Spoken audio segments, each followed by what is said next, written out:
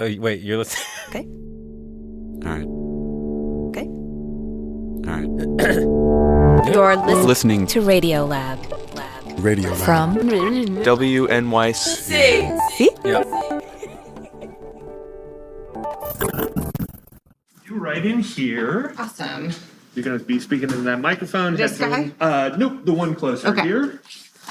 Hey, I'm Simon Adler. This is Radiolab. 1, 2, 3, 4, 5. Can you hear me, Kate? Yep. And that Oh, wow. is Kate. Yeah. Kate Klonick. I'm a professor at St. John's Law School. I've talked to her a bunch over the years. We did a couple different stories that felt like news at the time about Facebook's rules for what we can and can't post on their platform. Don't get me saying the F word again, because last time my parents yelled at me. Did they? Yeah, they were like, Kate, you're an adult now. Oh, come You're on. a serious person. I prefer Like, to okay. swear on the radio as much as possible. We covered the origins of these rules and just how complicated they can become. But beyond the specifics, what we were really exploring was how the ideal of free speech plays out in different spaces in our society. You know, from a good old public square where anyone can say anything they want, to lightly regulated broadcast TV, to straight up private spaces. And we were asking, like, where does social media fit into all that? And, you know, I kind of thought we were done talking about all this. But then I'm happy we still have a show, too, I guess. this past month, Jimmy Kimmel can't say that anymore. The late night host taken off air indefinitely. as we all know, free speech was in the news again. I mean, look, we can do this the easy way or the hard way. That's censorship. That's state speech control. And these questions of who can say what, where, and how much pressure the government can or can't exert just felt fresh and vital all over again. And so I called Kate, to see how this is all playing out online. Yeah. And now it is a problem of, okay, how do we stop billionaires and authoritarian governments from twisting these platforms into censorship machines or political propaganda?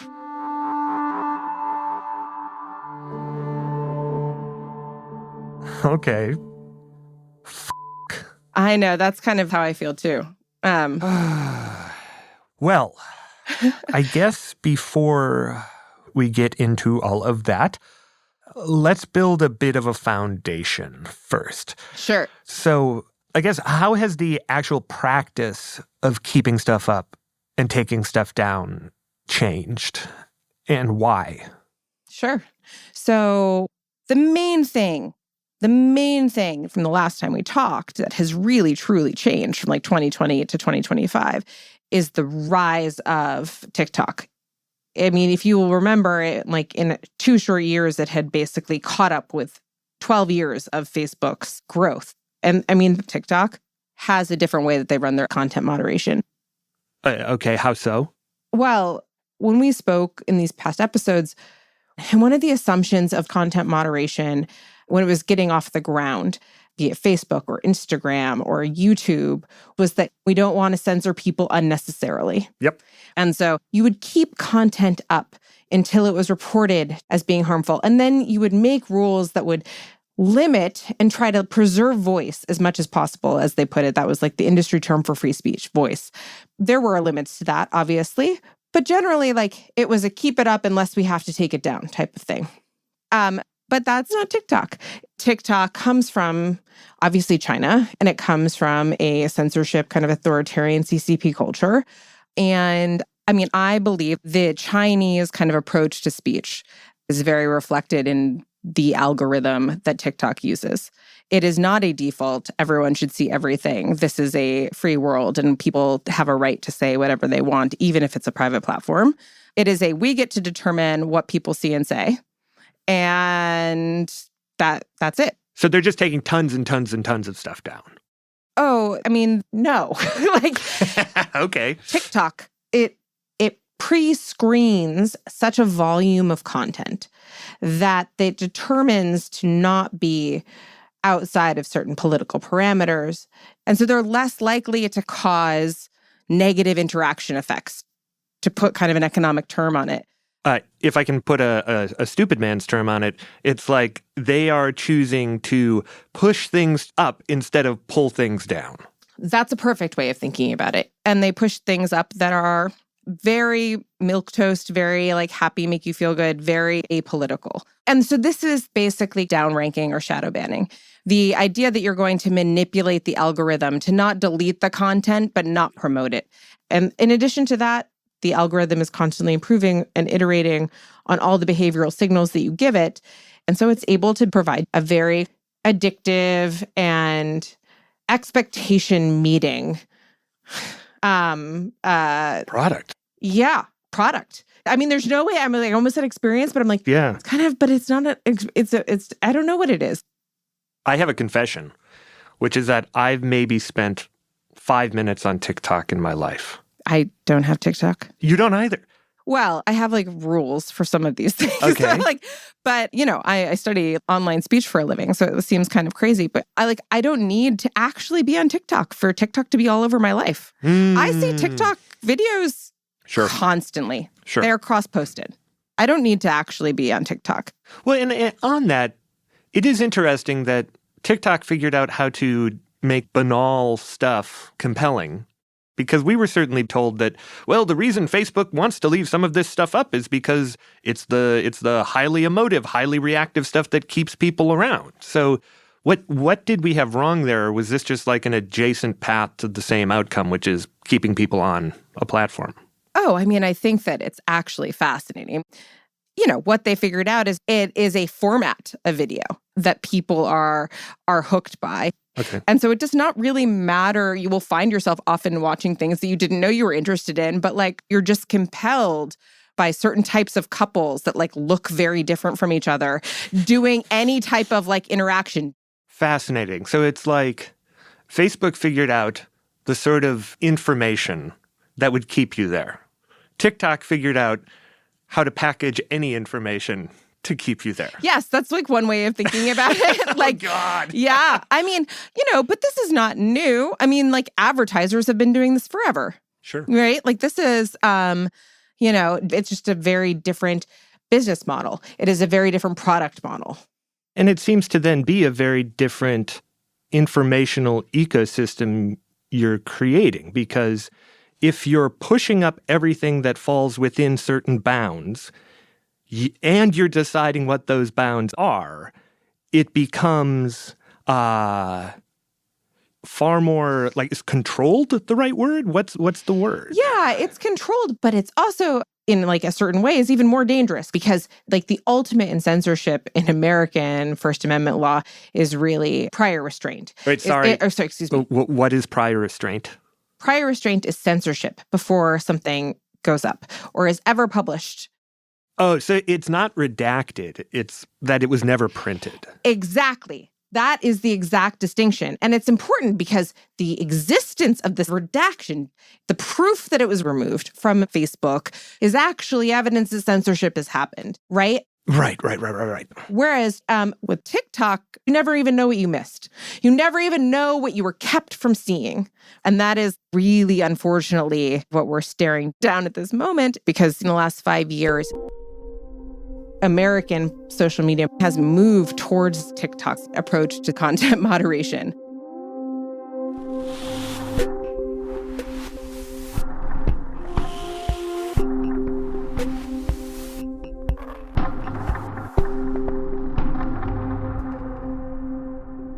Wow.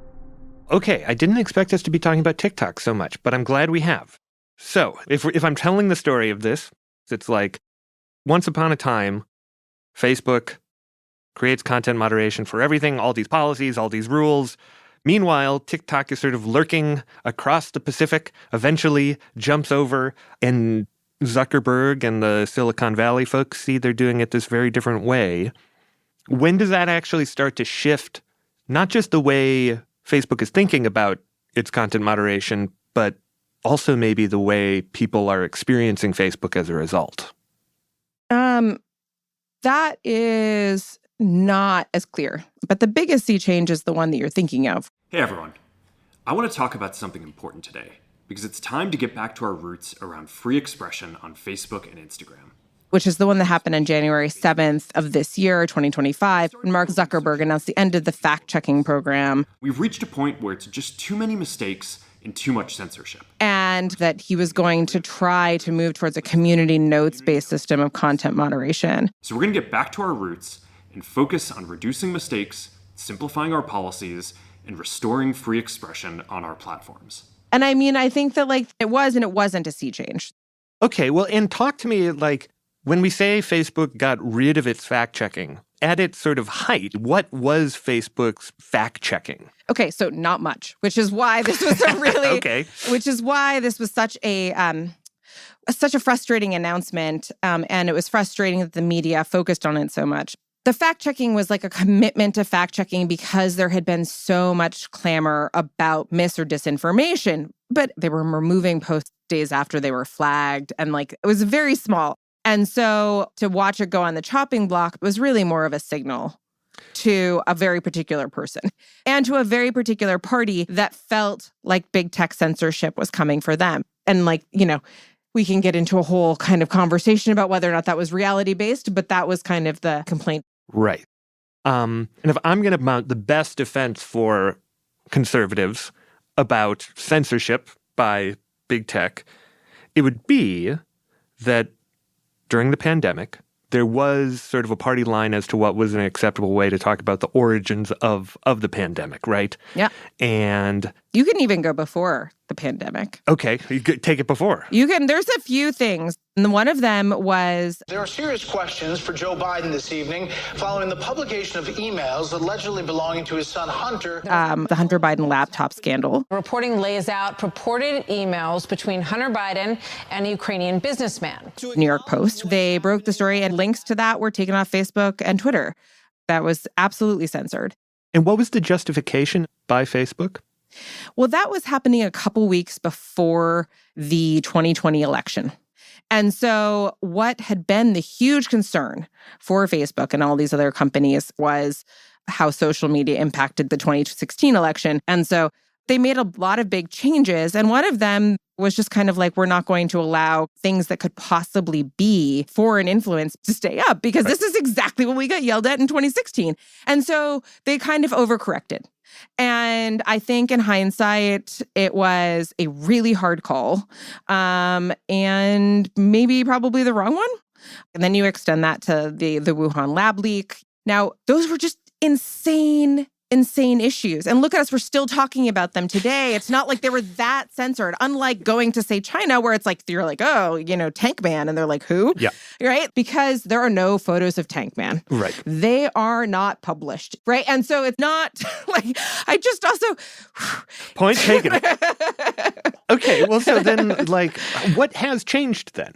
If, yes, there was some censoring going on and censoring of things in these sort of critical moments, would that not happen now? Is that the difference? I mean, my honest belief, I can't predict the future, but my honest belief is this administration would very quickly put the platforms in line. I think that there would be no hesitation to do this because I don't think that this was ever about free speech. It was about their speech. And that is really what you're unfortunately seeing right now. There is no recognizable free speech notions coming out of this current administration. And with the TikTokification of social media, people have seen the vector for power that is in content moderation.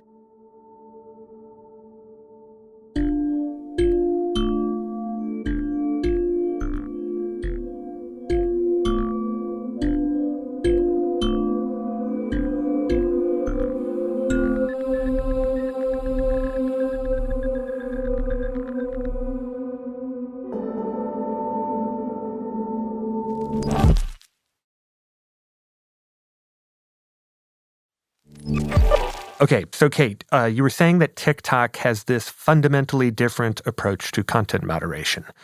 That instead of reactively taking stuff down, they are proactively flooding the zone with happy-making stuff.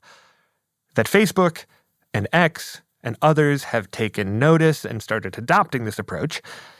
And that all this has happened as folks have begun to see that content moderation itself is, I think you said, a vector for power.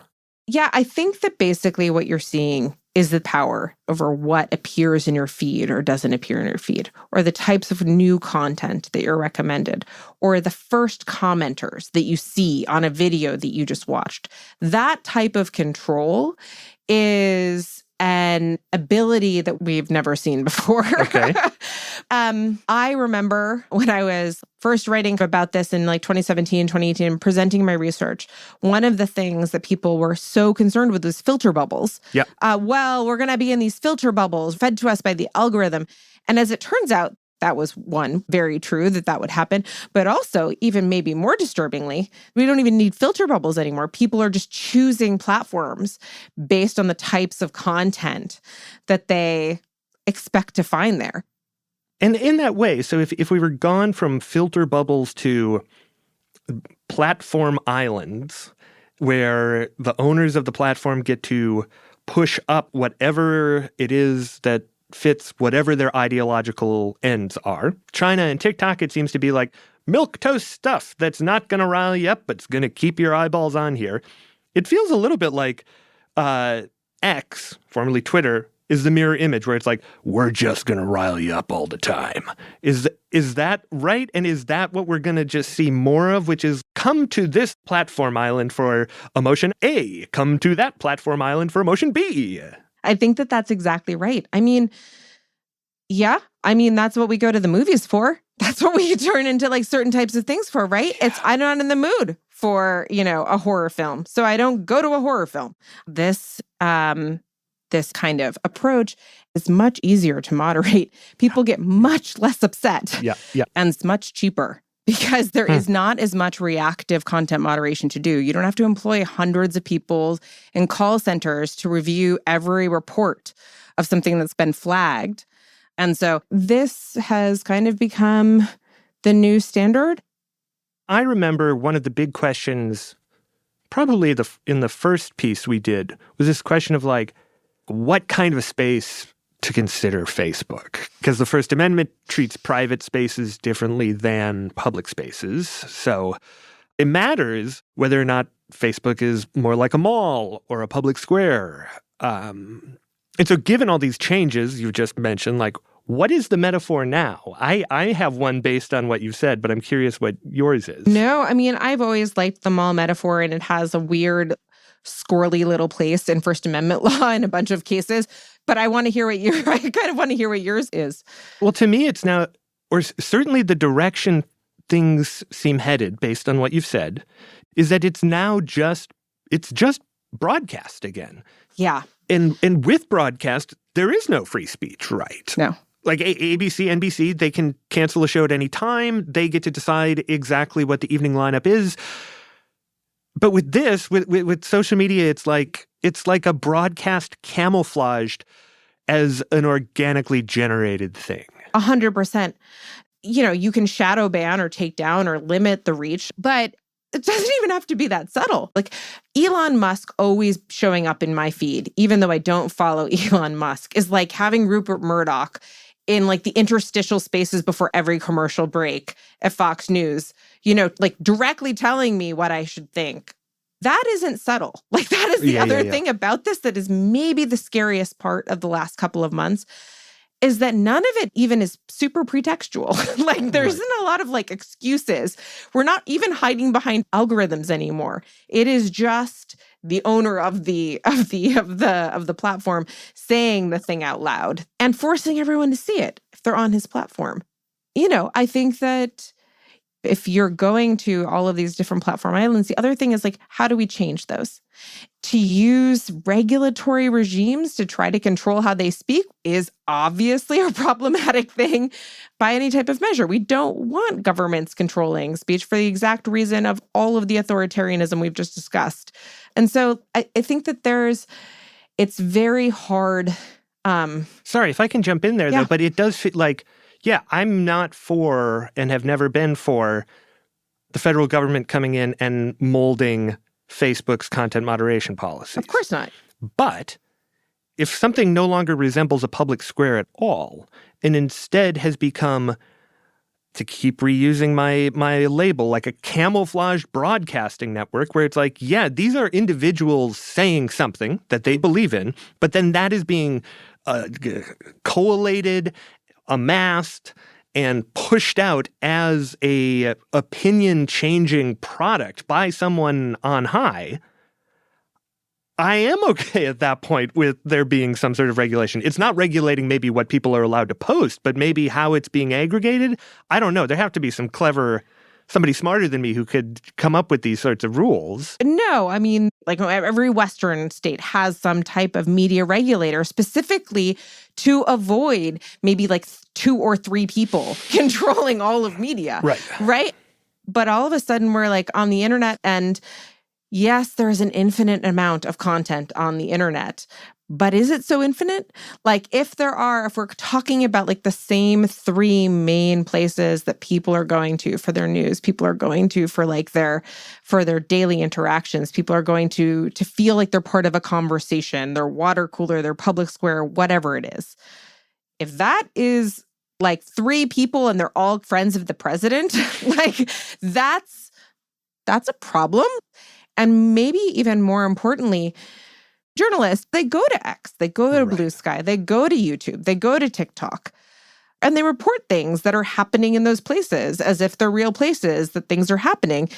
But they're also controlled by these individuals. And so they're not reflective necessarily of real world, yet they are being reported on as if they were reflective of real world, right? And so I just think that what you see in the last 5 years is an industry understand the power that it holds in content moderation, that it's so not a customer service issue, that it is actually like a huge, huge force for shaping public opinion, and that has exponential value to political parties and governments. It's like as valuable as oil and guns.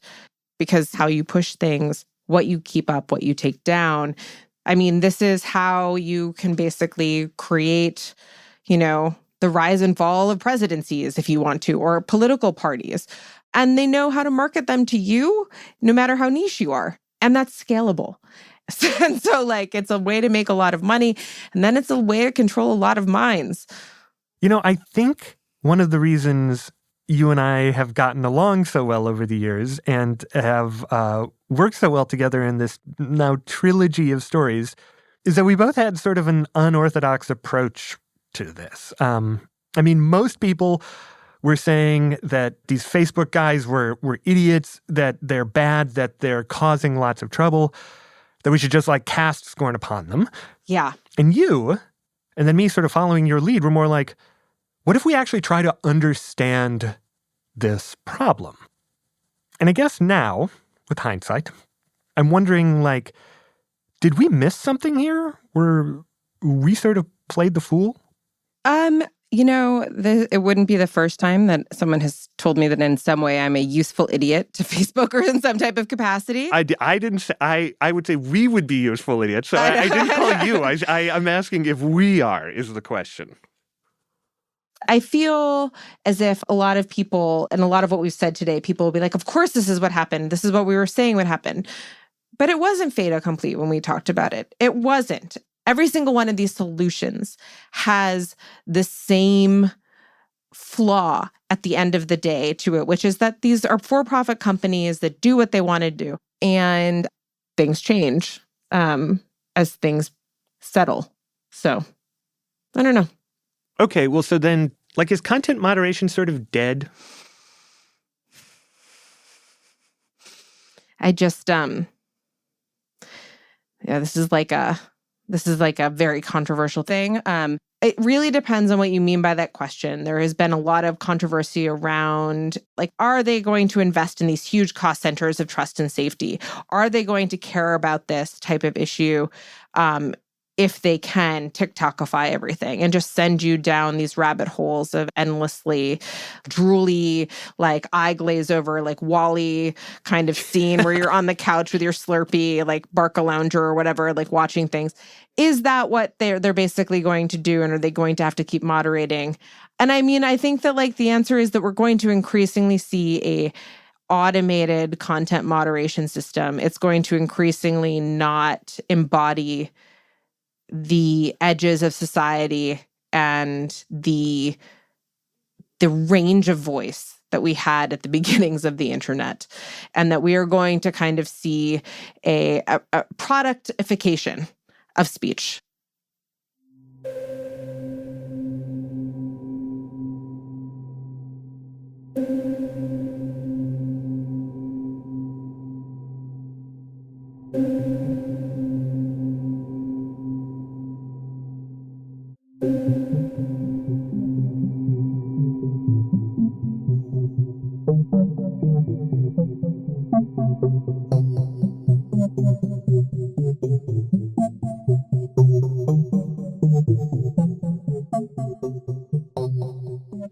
I'd love to give you one more idea that I've been playing around with for a couple of years. Yeah. If I was ever going to write a short sci-fi story, it would be about the quote-unquote perfect piece of art.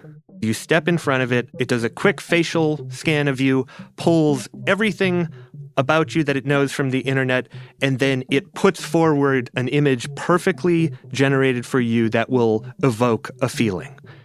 On Tuesdays, it's happiness. On Wednesdays, it's sadness. And so it's this visual tableau personalized to every person that evokes the same emotion. And once you have that, once you can control the emotions of people with the flip of a dial by putting something in front of them that's going to only pique that feeling for them, then you could just control everybody. Well, I love that. Sounds like a Ted Chiang story. Honestly, yeah. But that's you should rate that. Maybe you can ask AI to do it for you if you're really busy.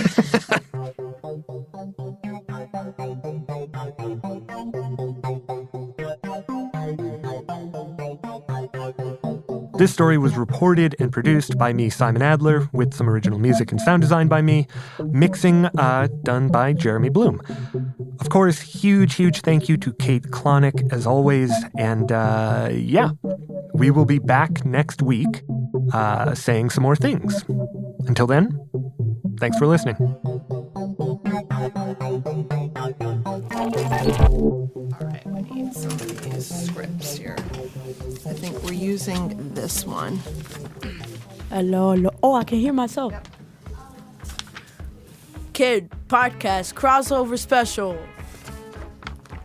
Hi, I'm Noor Sultan, and I'm from New York, and here are the staff credits. Radiolab was created by Jihad Abrambrad, and is edited by Soren Witter. Dylan Keefe is our director of sound design. Lulu Miller and Latif Nasser are our co-hosts. Our staff includes Simon Adler, Jeremy Bloom, W. Harry Fortuna, and David Gable.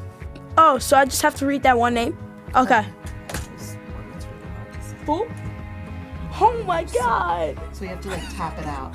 Yeah. Okay. Sindhu Nai Sambaram. Yes. Score. Good job. Annie McEwen, Alex Neeson, and Sarah Kari. Oh, Sarah Sandback, Anissa Vitez, Ariane Wack, Pat Walters, Molly Webster, and Jessica Young. Yeah, I see it. Do I sound happy? With help from Rebecca Rand. Our fact checkers are Diane Kelly, Emily Krieger, Anna Pujol-Mazzini, and Natalie Middleton. Guys, I know I'm famous. You don't gotta clap. It's all right. Hi, this is Laura calling from Cleveland, Ohio. Leadership support for Radiolab science programming is provided by the Simmons Foundation and the John Templeton Foundation. Foundational support for Radiolab was provided by the Alfred P. Sloan Foundation.